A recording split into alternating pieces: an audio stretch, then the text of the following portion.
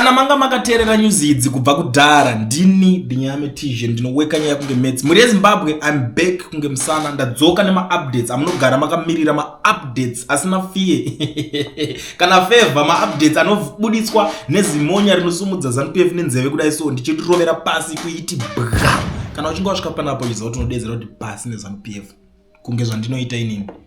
Tanga nekulike this video right now kuitira kuti vaboyikane vese nezvigananda ikokoko totoshuwira kuti one day vabude papa vachimhanya. Nhasi ndine nyaya dzakawanda ndanguva negango renyaya it's been a while ndisingaite zvekusanganisa nyaya zvekubatanidza nyaya hobo kuti mungonzwa dzakawanda dzinenge dzichiitika, but nhasi ndikuona zvakakosha kuti ndimbozviita. Regedzai nditangire panapa. Wikino Chivayo achibva kushungurudzwa nevanhu pa Twitter, pa Instagram, wherever, pese pa social media nepa ground chapo vamwashtonikiri kana ana zake vachitaura kuti tiri kuda kutoona kuti wakazvifambisa sei iwewe, toda kuzono investigator, including an advocate Nelson Chamisa wangobuda bada vanataura zita vachitaurawo futi nyaya yekuti aiwa manyanya kuba matumbu enyu akaita sei asingagute. Wikino Chivayo ndobva auya nerespond yake, ari kupindura, ari kuti ine ndiri kuno kuParis kuholiday hangu, ndapota musandinyangadze please for a whole group of opposition outfits to team up and make noise about an unsigned fake document is an embarrassing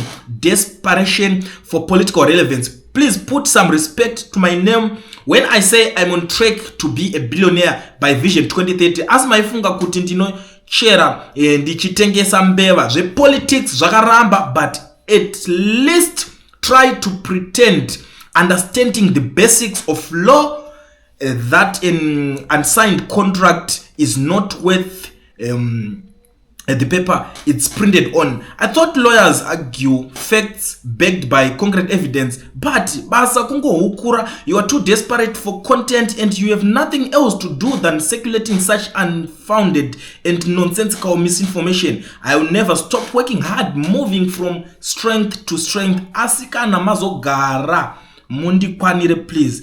Gadzirai zvimwe muwane ma likes, gara zviya social media magara ndime munotonga zvenyu.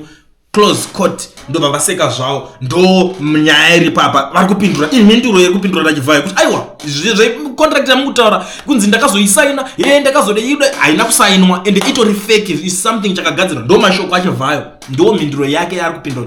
Nyaya dzese dzamukutaurirana ikoko ndedzekunyeba ameno kuti munoionawo sei ndedzekunyeba achi, but what I know inini zvangu pachindururani changu ndechekuti there can't be smoke without fire.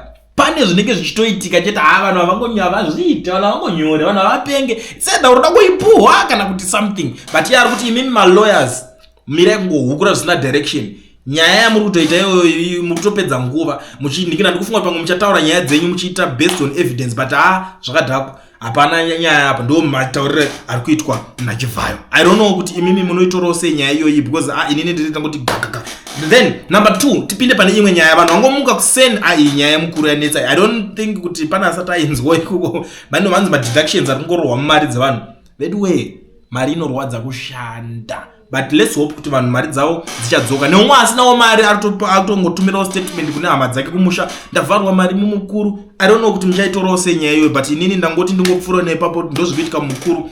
Tapa number 3, His Excellency the President inspects gold holdings in RBZ votes. This morning, His Excellency the President ED Dr. Mnangagwa went to inspect gold quantities which the nation through RBZ has accumulated in the last 2 years, following his directive that the country builds gold stocks on which to usher national currency. Zimbabwe's gold holdings, which have surpassed the 3-ton benchmark, puts it at number 6 on the continent on gold reserves. Algeria ranks top on the continent, which the abiding global insecurities. Most economies have retreated to gold as the ultimate form of security, putting Zimbabwe in gold stead as a noted gold producer. Iyo ndo nyaya iripo, vangopindira vakategedza timbonoonora kuti chii chiri kuitika kuRBZ. Mnangagwa ndo vaita nyaya iri kubuda, this statement iri kubuda. Kuna spokesperson wavo anoitwa George Charamba ari kuti aiwa vaMnangagwa vategedza ndimbopinda kuRBZ timbonoona kuti mune chiko mugoridhe redu. Mugoridhe kana uchipindwa varume vacho vanotyisa. I don't know why ndichingofila hana yangu kurova ndikangoona vakungotarisa gold renyika. I don't know chi handisina kuzoziva kuti why ndenda kuvhunduka.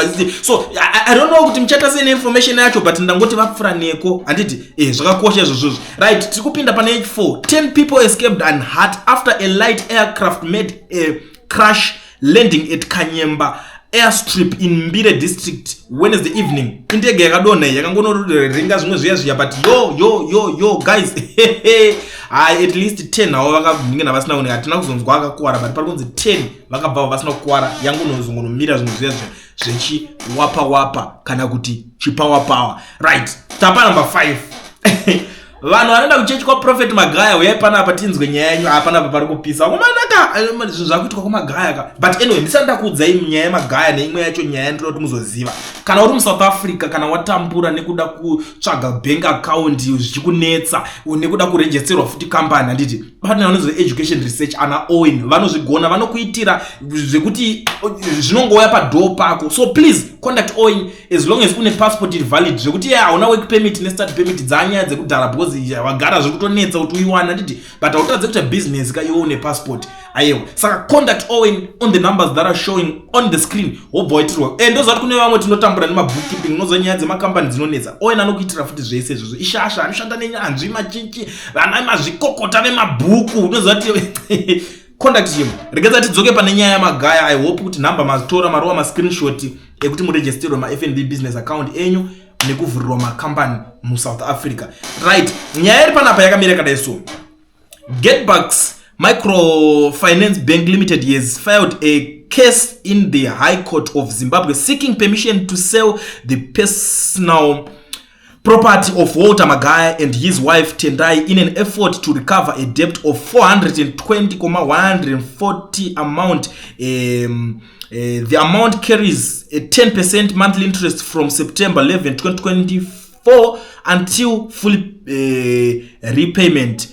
As a result, Magaya's debt will now be approaching 990,000, having more than doubled in just 9 months due to high interest rate. The bank says it has not been able to get the money back even after a court ruling in October 2024. The bank says that Magaya's land in Salisbury, which is 3.2 hectares in size, was approved by the court to be sold. The sale is planned for March 28, 2025. The sale was stopped after Planet Africa Private Limited chose to go into business rescue just before the sale date. Getbacks Microfinance Bank says they can't find any other property or money that belongs to the Magayas, and all ways to recover the debt have failed. The bank believes the Magayas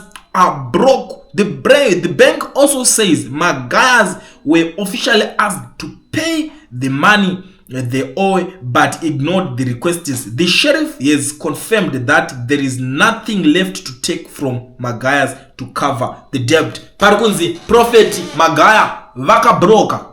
Donya yakutaurwa panapa according nebank iri rikunze vakabroka kuti ndisvike ndichitora handisina chekutora chake. Ameno vana papa mukuita sei amana hamusi kubvisa mari dzechigumiri kumachechi chii kunyatsoitika imimi muri kubrokeza maprofeti chii zvakatanga sei pazimba pakomana kusiya profeti abroka asina kana chinhu but mari yashaya yatadza kudzoka mari yaramba anyway izingoro nyaya dzemaprofeti tokozitaura anyway kenikotaurawo nyaya iyi yemufesi wangu zigo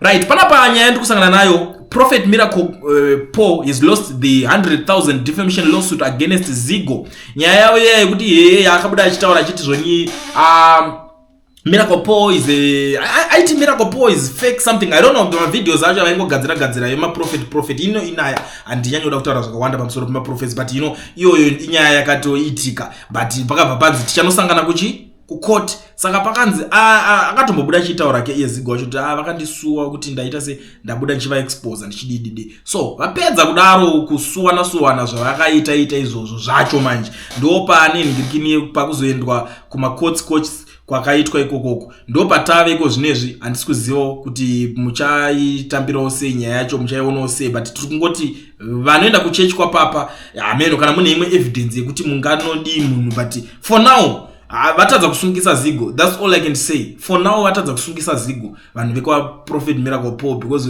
nyaya yevideo yakagadzirwa yaya pachinzi ari kuningirina. Ndo nyaya yacho payave. I don't know. Zvamunenge muchizofunga munondudzawo comment section. Nhasi I'm in a good mood, so try to be nice. Let's meet in the comment section. Ndudze zvamuri kufunga right now kuti muri kudzionawo sei nyaya dzacho dzandati ndimboya nadzo ma-updates. Andanga kuti ndingoti 1 2 3 connect, but tiripo toramba tichingokupai zvimwe. Kune vanenge vachida kumbotaura neni pafone call kana uchifunga kuti you have something to say, unombotaura neni, you want to tell me something on call, take my number. Gozvinetse izvi.